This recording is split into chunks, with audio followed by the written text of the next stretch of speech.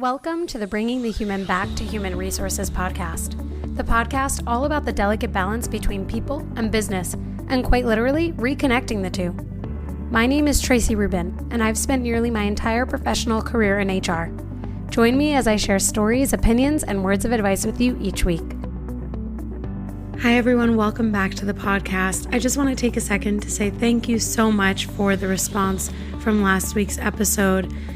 All of your messages and all of your outreach means so much to me, and I'm just so glad that we are able to come together and have open and honest and candid conversations with each other, because that is what I really stand for, I think, and what I really aspire to always drive home with all of you. So I hope that you take those moments that we shared for any of you who reached out, and hopefully we can continue to move forward as a society where we're more open and accepting of everyone from any background. So yeah, thank you.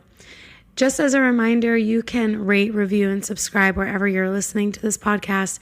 You can watch this podcast on YouTube. Maybe you're already watching. And if you're on YouTube, don't forget to give this video a thumbs up and subscribe. You can even receive notifications anytime I post a new video, which right now is every Tuesday in the same cadence as my podcast release schedule. So I want to briefly intro my guest for today, Jill Kane. Jill is a workplace well-being consultant. She's an HR expert. She's been in HR for really 20 years, and she's been a well-being expert for 10.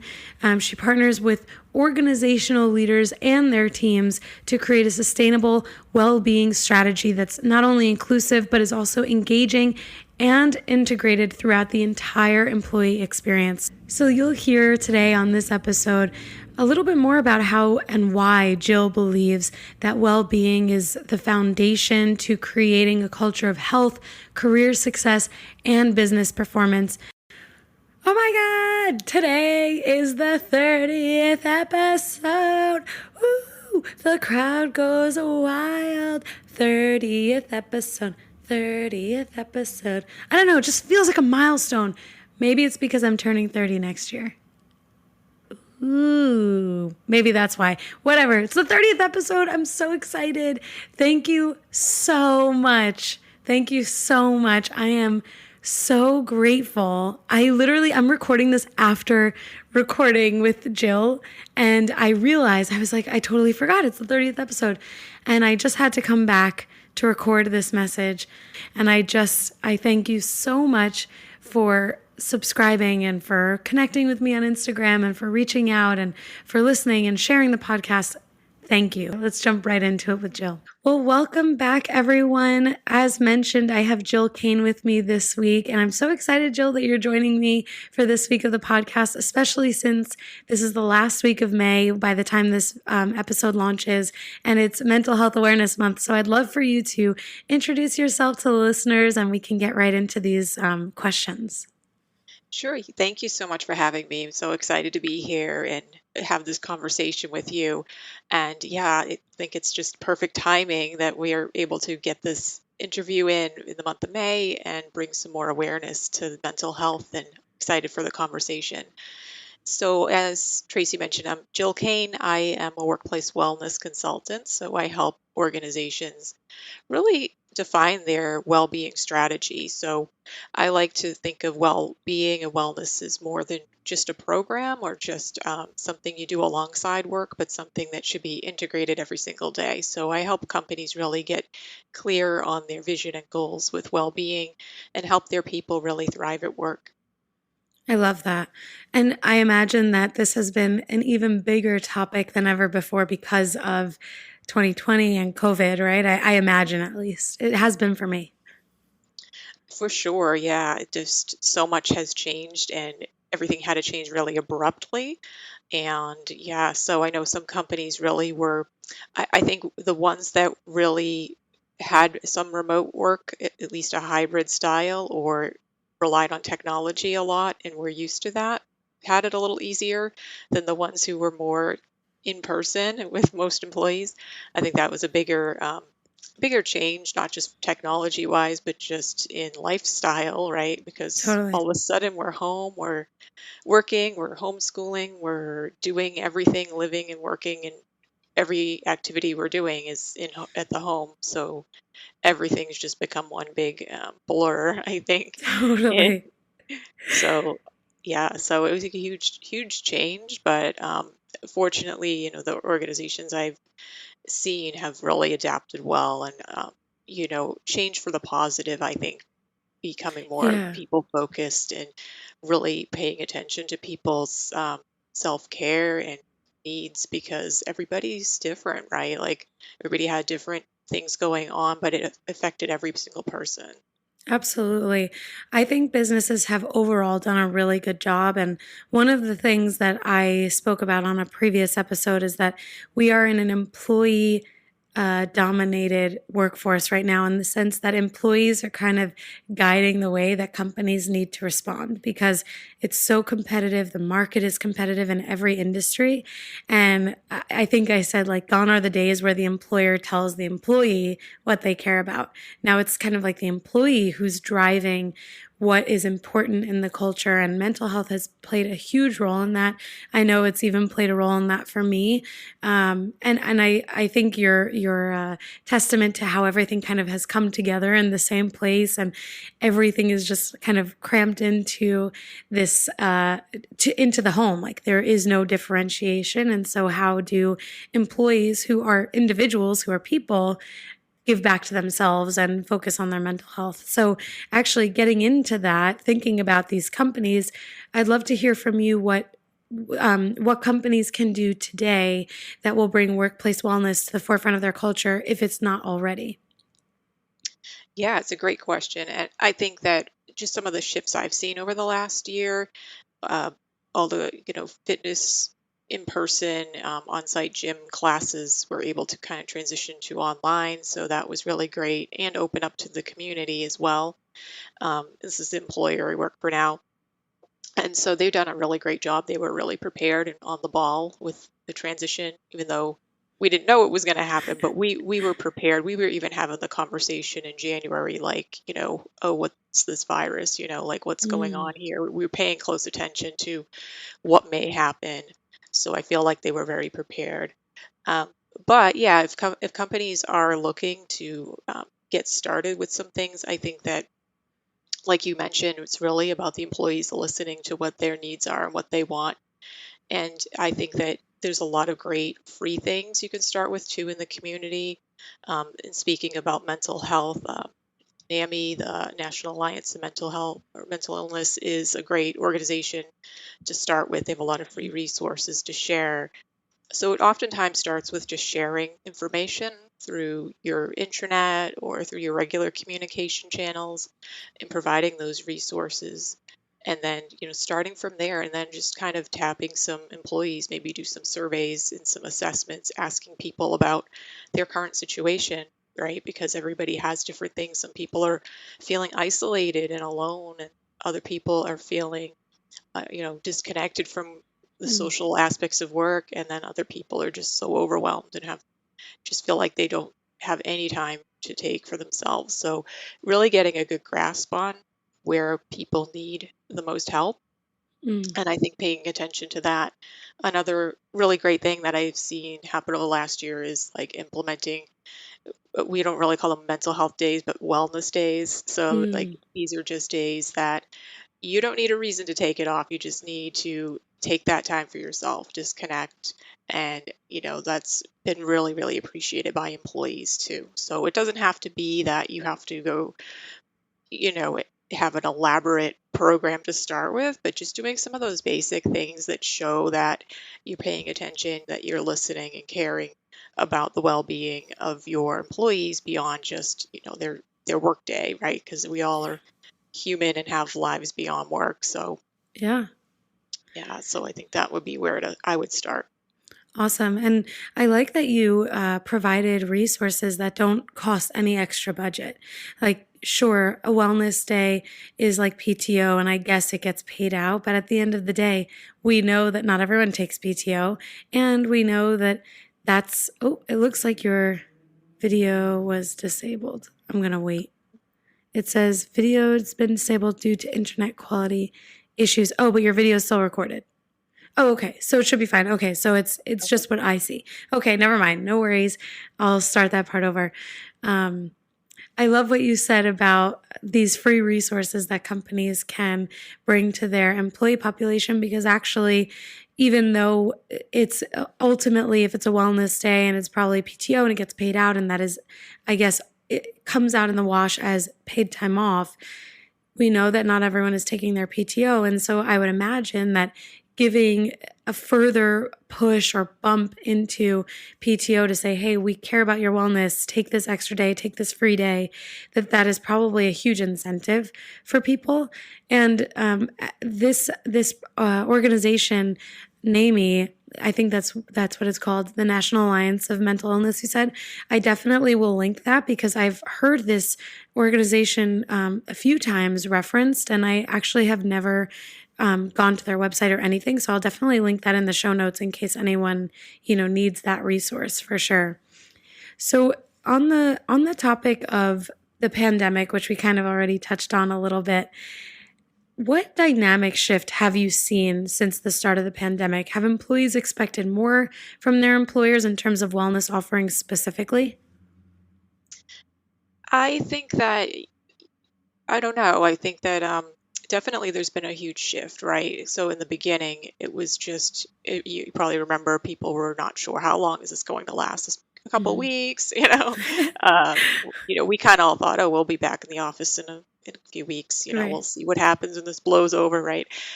So nobody really knew how long we were in for this for the long haul. And I think that for the wellness, like when I think about HR in general and just workplace wellness, and a lot of the things that were kind of brewing for a long time with the changes that needed to happen, I think the pandemic just fast tracked everything. So all of the things like the push for more remote work or more flexibility, or really like the, employees kind of talking and having more of a voice of what they need.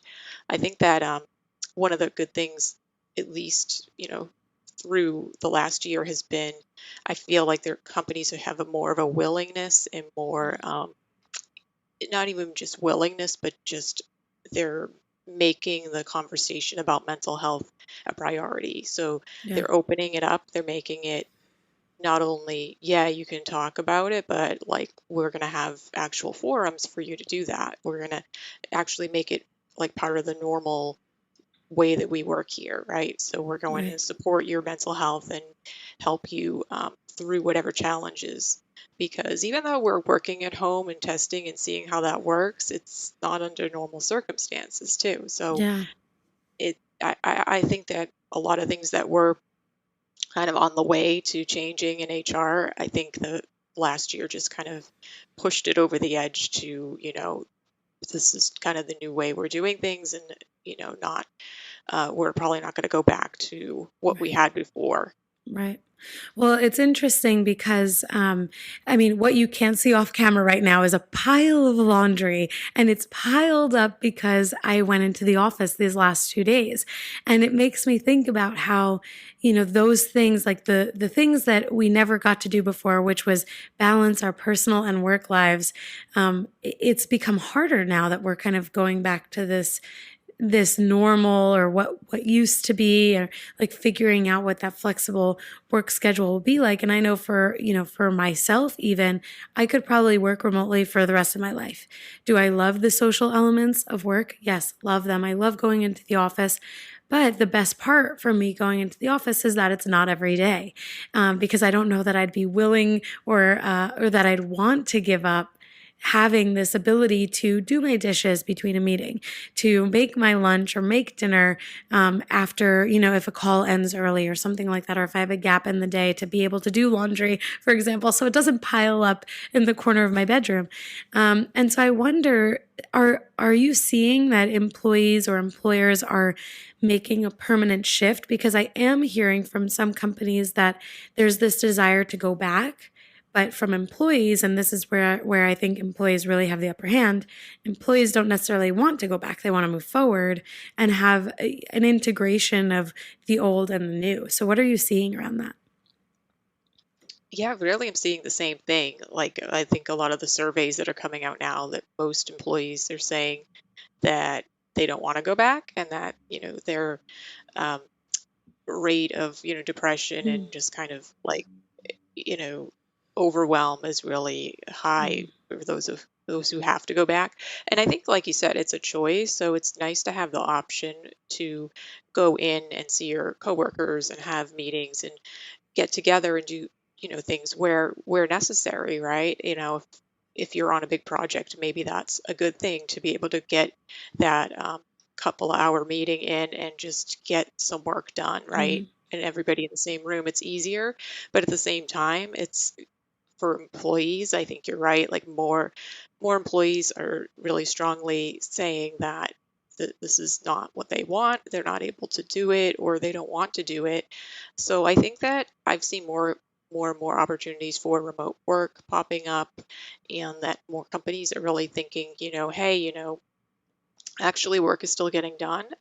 People are still working together effectively, and it's going to save the company money in the long run too if they don't have to have as much office space. right. So I think we'll at least see, more of a willingness for a hybrid work style for most many companies. It all depends on the work too, right? If Totally. you're in healthcare, you have to Yeah. be with patients. You can't do it always telemedicine. But Right. yeah, so for most office workers, I think if you can, and you can do the work at home, then more employees are actually willing to, or employers are willing to give that opportunity um, beyond this year. Right. So I think that that will be something, in all the survey data that I've seen. There was an interesting piece in the Deloitte Human Capital Survey. Like, I like to read that one every year. So the top trends of what's going on in HR, and it was, one of them was though that we're going to be integrating well-being really into the work design. So I found that really That's interesting. interesting versus, just having more and more. I find companies that tend to just keep adding on programs. But then if the culture is that you're so overworked and you don't feel like you can take time out of your day to participate in anything, then they're not being Right. utilized. Absolutely. So we're finding that that doesn't work, and that's not going to work in the new model going forward. So it's going to be like, how do we keep people engaged? And, it's thinking beyond just programs, thinking beyond just the ways that we Right. work together as a team individually, and how, we can successfully still do that, but keep well-being at the forefront. I love that. I think it makes me think about this next question a little bit more in the sense of like maybe budget won't be a question or an obstacle in the future because my next question for you is really around if a company that's maybe a company, a small or mid-sized business, if they don't have a wellness program, how do they start? And maybe actually the question is, how do they, what kind of budget do they need to apply to a program? Or, even though we know from before what you shared that it doesn't necessarily need to cost anything, but if companies or businesses are providing or setting aside budget for this, what is something that can really get this program kickstarted? Is there a certain number? Is there a program that's even offered that really gets those businesses off the ground? Yeah, I think that, like I mentioned, the free resources is so much out there to just start with the information sharing. But again, we're in a competitive job market. So I think that, especially these companies like biotechs and pharma companies, like, they're really competitive and they're looking for their top talent. So if their competitors are offering a really robust wellness program, then, we do have to kind of think about that and what we can offer as well. However, like, my point was just that it's not just offering the program, but actually have the kind of culture that Mm, enables them to participate, and just, um, you know, also looking at, like, in HR, the programs and policies and practices, everything that we're doing and implementing, that we're communicating to employees, we can do it in a way that really integrates well-being Mm, into the work design itself. So, having walking meetings, just something really simple like that, is a little shift in perspective right. and shift in how we work. So just making like those kind of things the norm, Yeah. I think will go a long way to start for those smaller I love companies. that. It reminds me of how in the DE&I conversation, there's this focus on psychological safety and making sure that employees have the room to feel safe, to make sure that everything top down and bottom up is actually providing that almost network of being able to allow people to bring themselves to work, and to also, to see their leaders, to see the organization speaking or acting in the way that they say they're going to. So almost like putting their money where their mouth is. And so thinking about this cultural element, that's actually probably the biggest thing. You're right. Because if there isn't room in the culture for it, then it doesn't matter how many dollars you throw at it. It's not going to stick, and the employees are not going to benefit from it. And I love this idea of walking meetings. I am a big fan of those, and I'm a big fan of knowing when we are like okay turning the camera off. There are days where I'm like, I can't sit in front of the camera anymore. I have to be able to just like sit back in my chair and, not look like not look professional and not look put together. I need to just like relax a little bit. And that's been a shift for us, because I think even in the beginning of our remote working experience, everyone was like, trying to figure out, like, are we on camera all the time? Are we not on camera all the time? What do our meetings change, and how do they change? What do they look like? So yeah, I totally agree that the culture is the first step, and culture is probably the first step for most things in business and how they change. Yeah, that was so funny about the camera because that's something I saw that as well because I think there's just this unspoken rule that you should always be on camera. And then when we have a leader who says, you know what, guys, you don't always have to be on camera. It's okay. Mm, Even we got to a point in one big project where it was like, okay, you invite people to meetings because, it's good information for them to know, but they don't necessarily have to be there. So if people are feeling overwhelmed, it's like, let's take a step back and say, okay, you know what? I'm going to be really upfront and clear and just say, I'm not going to invite you to these next 3 meetings, just not because I don't want you there, but because I want to give you a break, totally. like, so just having those kind of like really transparent communications, I think really helps people. And the other thing I think I forgot to mention about free resources and just things that employers can do.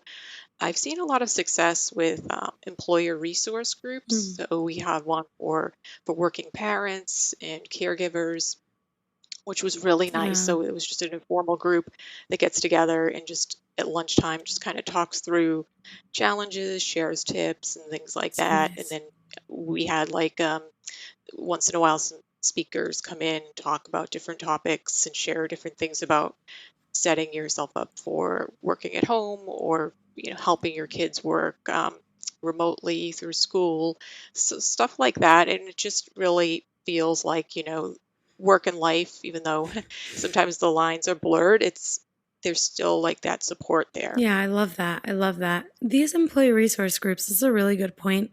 And they actually matter a lot. People feel so connected. It's not even just a wellness initiative, it's a retention initiative, I think, too, because when people feel connected to anyone or anything beyond the scope of their work or the company, we know that they're more likely to stay with the company too. I mean, that's why there's this understanding that people stay because of people, or people work for people. It's not necessarily what they're doing or who they're working for, as a who being the company, but rather actually the leader or the people that they're connected to.